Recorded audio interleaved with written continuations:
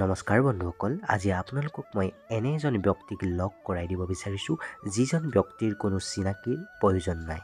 হয়, মই ক'ব বিচাৰিছোঁ শিৱসাগৰ সমষ্টিৰ সন্মানীয় বিধায়ক অখিল গগৈ ডাঙৰীয়াৰ বিষয়ে, যিজন ব্যক্তিয়ে প্ৰতিটো সময়তেই ৰাইজৰ হকে মাত মাতি আহিছে। আৰু আমি সকলোৱে কিছুদিনৰ পৰা দেখি আহিছোঁ যে অখিল গগৈ ডাঙৰীয়া নিজৰ সমষ্টিতেই সীমাবদ্ধ নাথাকি নিজৰ সমষ্টিৰ দাঁতি কাষৰীয়া সমষ্টিসমূহৰ গাঁৱে ভূঞে গৈ ৰাইজৰ সুখ দুখৰ খবৰ লৈছে। আৰু আজি তিয়ক সমষ্টিৰ অন্তৰ্গত আমাৰ গাঁওখনলৈ আহি ৰাইজসকলৰ লগত কিছু সুখ দুখৰ কথা আলাপ আলোচনা কৰে। আৰু এইজনা স্পষ্টবাদী কণ্ঠৰ অধিকাৰী ব্যক্তিত্ব সৰুৰে পৰা কম বেছি পৰিমাণে হ'লেও অনুসৰণ কৰি আহিছোঁ। আৰু আজি এইজনা বিপ্লৱী নেতাক ওচৰতে লগ পাই নথৈ আনন্দিত হওঁ। আৰু আমি অসমবাসী ৰাইজে প্ৰায়ে দেখি আহিছোঁ যে এইজন ব্যক্তিৰ স্পষ্টবাদী কণ্ঠক ৰুধিব নোৱাৰি বছৰৰ প্ৰায়খিনি সময়েই জেলো খাটিব লগা হয়। তেন্তে বন্ধুসকল, আহকচোন বাৰু এইজন ব্যক্তিৰ লগত কিছু কথা পাতিবলৈ চেষ্টা কৰোঁ। নমস্কাৰ অখিলদা, প্ৰথমে আপোনাক ইংৰাজী নৱবৰ্ষ আৰু আগন্তুক ভোগালী বিহুৰ আন্তৰিক শ্ৰদ্ধা আৰু সেৱা জ্ঞাপন কৰিছোঁ। অখিলদা, কওকচোন বাৰু আপোনাৰ যিটো স্পষ্টবাদী কণ্ঠ, আপোনাৰ যিটো ব্যক্তিত্ব, সেইটো আমাৰ অতিকে বহুত ভাল লাগে। মানে আগৰ পৰা আপোনাক অনুসৰণ কৰি আহিছোঁ, যেতিয়াৰ পৰা জনা হৈছোঁ। আৰু এতিয়া আমাৰ দৰ্শকক উদ্দেশ্যে আপুনি কৈ দিয়কচোন, মানে আপোনাৰ আমি ৰাইজৰ দলে ৰাইজৰ মাজলৈ ৰাইজৰ দল নামৰ এটা অভিযান চলাই এনেকে মানুহৰ মাজলৈ আহি আছোঁ। আৰু এনেকে মানুহৰ মাজলৈ আহি ৰাইজৰ মাজত এটা জনজাগৰণ সৃষ্টি কৰাৰ চেষ্টা কৰিছোঁ। কাৰণ গাঁৱৰ অৱস্থাবিলাক খুব বেয়া, গাঁৱৰ অৰ্থনৈতিক অৱস্থা দিনে দিনে বেয়া হৈ গৈ আছে। গাঁৱত উৎপাদন বৃদ্ধি পোৱাৰ পৰিৱৰ্তে গাঁৱৰ মানুহবিলাক লাহে লাহে বেছিকৈ চৰকাৰমুখী হৈ পৰিবলৈ ধৰিছে। গাঁৱৰ ৰাস্তাবিলাকত এতিয়াও সাংঘাতিক ধৰণে বোকা আহিছে, সাংঘাতিক ধৰণৰ কেঁচা। গাঁৱৰ বেছিভাগ ৰাস্তাই এতিয়াও অৱস্থা বেয়া। গাঁৱৰ আপোনাৰ খোৱা পানীটো পাও এতিয়ালৈকে পোৱা নাই। গাঁৱৰ কোনো এডৰা পথাৰত এক টোপালো পানী যোগান আমাৰ হিমন্ত বিশ্ব শৰ্মাৰ বিজেপি চৰকাৰখনে যোগান ধৰিব পৰা নাই। এনেকুৱা পৰিস্থিতিত আমি গাঁৱৰ মানুহক সজাগ কৰিছোঁ, সচেতন কৰিছোঁ আৰু ৰাইজক কৈছোঁ যে আহক আমি সকলোৱে মিলি আমাৰ অসমখন উন্নতি কৰিবৰ কাৰণে যিখিনি কাম কৰিব লাগে সেইবিলাক কামৰ কাৰণে আগবাঢ়ি যাওঁ। আজি গাঁৱৰ মহিলাসকল, আজি গোটৰ মহিলাসকলে যেতিয়া লগ ধৰিছে, চবেই কৈছে যে তেখেতসকলৰ বহুত মাইক্ৰ' ফাইনেন্সৰ ধাৰ আছে। মাইক্ৰ' ফাইনেন্সৰ ধাৰটো অসমৰ মুখ্যমন্ত্ৰীয়ে মাৰি দিম বুলি কৈছিলে, কিন্তু মাৰি নিদিলে। মুখ্যমন্ত্ৰীৰ কথা শুনি ধাৰ নামাৰি এতিয়া মহিলাবিলাক বিৰাট বিপদত পৰিছে। সেইকাৰণে এই মুহূৰ্তত অসমৰ মুখ্যমন্ত্ৰী ডাঙৰীয়াক মই দাবী জনাওঁ যে আপুনি যিহেতু মানুহক ধাৰ নামাৰিবলৈ কৈছিলে আৰু বুকুত হাত চপৰিয়াই আপুনি কৈছিলে যে সকলো ধাৰ আপুনি মাৰি দিব, বিজেপি চৰকাৰে মাৰি দিব, গতিকে এতিয়া আপোনাৰ দায়িত্ব যে আপুনি ধাৰখিনি মাৰি দিয়ক। নহ'লে আপুনি মিছা কথা কৈ এনেকৈ ভোট লৈ আৱেগ সৃষ্টি কৰি ২ নম্বৰী কৰি আপুনি এনেকৈ আগবাঢ়ি থকাটো ভাল নহয়। মই আশা কৰোঁ অসমৰ মুখ্যমন্ত্ৰীয়ে কথাবিলাক বুজি পাব আৰু অসমৰ প্ৰকৃত উন্নতিৰ কাৰণে কাম কৰিব লাগে। টিভিবিলাকত বহি লৈ এনেই অসমখন আমেৰিকাৰ নিচিনা হৈ গ'ল বুলি কৈ থাকিলে নহ'ব। ধন্যবাদ। অসমৰ মাননীয় মুখ্যমন্ত্ৰী ডক্টৰ হিমন্ত বিশ্ব শৰ্মা ডাঙৰীয়াই অখিল গগৈদেৱে ৰাইজৰ হকে আগবঢ়োৱা দাবীকেইটা অতি সোনকালে মানি লয় বুলি আশা ৰাখিলোঁ। বাৰু আমি ৰাজনীতিৰ পাকচক্ৰখনত সোমাব বিচৰা নাই যেতিয়ালৈকে এনেধৰণৰ ব্যক্তিত্বৰ অধিকাৰী ব্যক্তিসমূহ থকালৈকে। বৰ্তমান আমাৰ সমাজখন তথা আমাৰ মৰমৰ অসমীয়া আইক উন্নতিৰ পথত আগবঢ়াই নিবলৈ হ'লে এনেধৰণৰ স্পষ্টবাদী নেতাৰ বহুতেই প্ৰয়োজন। আমাৰ অসমৰ 126টা বিধানসভা সমষ্টিৰ ৰাইজৰ হকে প্ৰতিনিধিত্ব কৰা বিধায়কসকল প্ৰত্যেকজন মৌন থকাৰ পাছতো বিধানসভাত এইজন বিপ্লৱী নেতাই কেতিয়াও মনে মনে থকা বা মৌন থকা দেখিবলৈ পোৱা নাযায়। সেয়েহে এইজন বিপ্লৱী নেতা কিছু কিছু সময়ত বিধানসভাৰ পৰা বহিষ্কৃত হৈ থকাও দেখিবলৈ পোৱা যায়।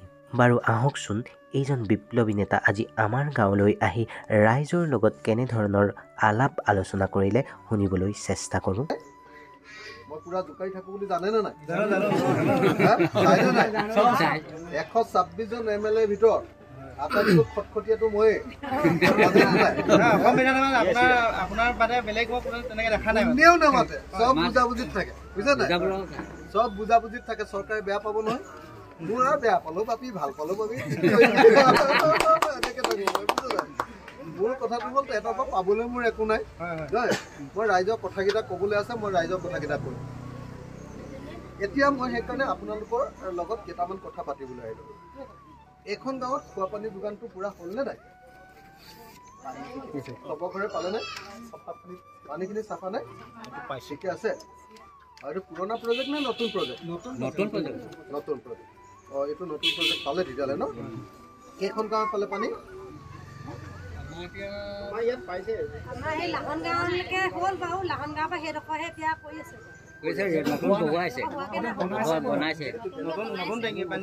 মই আজি 9 দিনমান, আজিৰ দিনটোলৈকে 9 দিন নে 8 দিন এতিয়া মৰিয়নি আৰু তিয়কত সোমালো। আপোনালোকৰ গাঁৱতে চিধাকে পানী পাইছো বুলি কোৱা শুনো। ৰেট্ৰফিটিং ন? অঁ, পুৰণাৰ কাৰণে পাইছে। পুৰণাৰ কাৰণে পাইছে। নতুনবিলাক এটাতো পানী দিব পৰা নাই। নতুনবিলাকত এটাতো দিব পৰা নাই হে দেই। পুৰা কেনেকৈ হাল্লা কৰিম আপোনালোকে নিজে দেখিবলৈ পাব।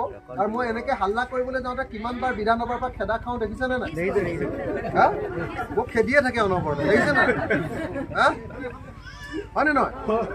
এইবাৰ বিধানসভাৰ অধিৱেশনৰ আগে আগে আমি এটা ডাঙৰ আন্দোলনো লৈছোঁ মহিলাবিলাকৰ গুৱাহাটীত, যে এই ধাৰটো মাৰি দিব লাগে দেই, এই ধাৰটো মাৰি দিব লাগে। কল্যাণ আছ নেকি? আমাৰ ছাত্ৰ মুক্তিৰ কথা এইবিলাক কৈ হিমন্তহঁতে কি কৰিছে যে অসমখন আমেৰিকাৰ নিচিনা ধনী কৰিছোঁ নিচিনা একদম বিৰাট ব্যাপক প্ৰচাৰ কৰি আছে। কিন্তু গাঁৱলৈ আহিহে গম পাইছোঁ যে গাঁৱৰ 80% ৰাস্তাই কেঁচা।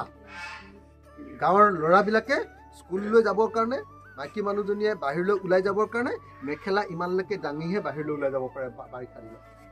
বোকা হয়নে নহয়? গাঁৱৰ ডেকা ল'ৰা, সৰু ল'ৰাটোৱে স্কুললৈ যাবলৈ ৰাস্তাত গৈ আকৌ বেলেগৰ ঘৰত টিউবৱেলত ভৰি হাতটো ধুইহে আকৌ জোতাযোৰ পিন্ধিব পাৰে। এতিয়াও গাঁৱৰ বেছিভাগ ৰাস্তা এনেকুৱা হয়নে নহয় বাৰু? হা, অৱস্থা বেয়া হয়নে নহয়? বেয়া। গতিকে এনেকুৱা কাৰণত আমি কিন্তু জাতিটোৱে অকল কিন্তু ৰেচনৰ চাউলকেইটা বা অৰুণোদয় এইটো কথা ভাবি থাকিলে নহ'ব। জাতিটো আৰু কেনেকৈ আৰু বেছি ধনী হ'ব পাৰোঁ, চব মানুহ কেনেকৈ ধনী হ'ব পাৰোঁ তাৰ কাৰণে ভাবি হে। তাৰ কাৰণে মই অসম বিধানসভাত সদায় চিঞৰি আছোঁ যে অসমীয়া মানুহ যদি ধনী কৰিবলৈ হয় 3টা কাম কৰিব লাগিব। এটা হ'ল চব পথাৰত পানী যোগান হ'ব লাগিব, যাতে এবাৰ নহয় বছৰত 3বাৰ খেতি কৰিব পাৰোঁ। এবাৰ খেতি কৰি পথাৰ পেলাই থৈ দিছোঁ, যদি 3বাৰ খেতি কৰিব পাৰোঁ, পানী হ'লেহে পাৰিম, নহ'লে নোৱাৰোঁ। জাতিটো যদি উন্নতি কৰিবলৈ হয় গাঁৱে গাঁৱে সৰু সৰু ইণ্ডাষ্ট্ৰি বনাব লাগিব। সৰু সৰু ইণ্ডাষ্ট্ৰি ধৰক গাঁৱত বিলাহী খেতি কৰিলে, বিলাহীৰ পৰা চচ বনাবলৈ ইণ্ডাষ্ট্ৰি কৰিব লাগিব। হা, টক বনাবলৈ ইণ্ডাষ্ট্ৰি কৰিব লাগিব। গাঁৱত ধৰক মই এনেই কৈছোঁ নেমু পায়, নেমুৰ পৰা চৰ্বত বনাবলৈ ইণ্ডাষ্ট্ৰি কৰিব লাগিব। চৰ্বত বনোৱা ইণ্ডাষ্ট্ৰি চৰকাৰে যদি গাঁৱত এটা কৰি দিয়ে, ভালকৈ মেনেজমেণ্টটো হয়, ইয়াত যদি 40 জন মানুহে কাম পায়, তেতিয়াহ'লে বেংগলোৰৰ ল'ৰাকেইটা, হাজিৰা কৰি খোৱা ল'ৰাকেইটা, মাইকী মানুহ যিবিলাকে এতিয়া গোটৰ কাৰণে হাহাকাৰ কৰি আছে, তাৰ যদি 20 জনী মানুহ সোমালে, এইফালৰ পৰা 20টা মানুহ সোমালে, 40টা মানুহে কাম পালে, গাঁৱৰখন উন্নতি হৈ গ'ল নহয়। মাহেকত 20,000 30,000 টকা দৰমহা পালে, হয় নহয়? তো মই সেইকাৰণে আপোনালোকক বাৰম্বাৰ কৈ আছোঁ, অসমীয়া জাতিক ইমান চিঞৰি আছোঁ, মই চিঞৰি বছৰৰ 6 মাহ জেলতে থাকোঁ, বুজিছে নাই? কিন্তু মানুহবিলাকে বুজি নাপালে কি কৰিম? মানুহবিলাকে বুজি নাপায় দেই। আপোনালোকক সেইকাৰণে এইকেইটা কথা অনুৰোধ কৰিলোঁ। আশা কৰোঁ আপোনালোকে কথাবিলাক বুজিবলৈ যত্ন কৰিব। আহক, মই আকৌ ক'লোঁ, আপোনালোকৰ গাঁৱৰ সকলো মানুহৰ PM কিষাণটো ভৰাই দিবৰ কাৰণে আপোনালোকৰ গাঁওখন ৰেজিষ্টাৰ কৰি দিলোঁ। আজি বা কাইলৈ আপোনালোকলৈ ফোন কৰিব। কৰি আপোনালোকক সুধিব ফোন নম্বৰ দুটাত, সেই ফোন নম্বৰ দুটাত। বন্ধুসকল, দেখিলে নহয় কেনেদৰে ৰাইজৰ হকে কাম কৰা উদ্যম এই বিধায়কজনৰ।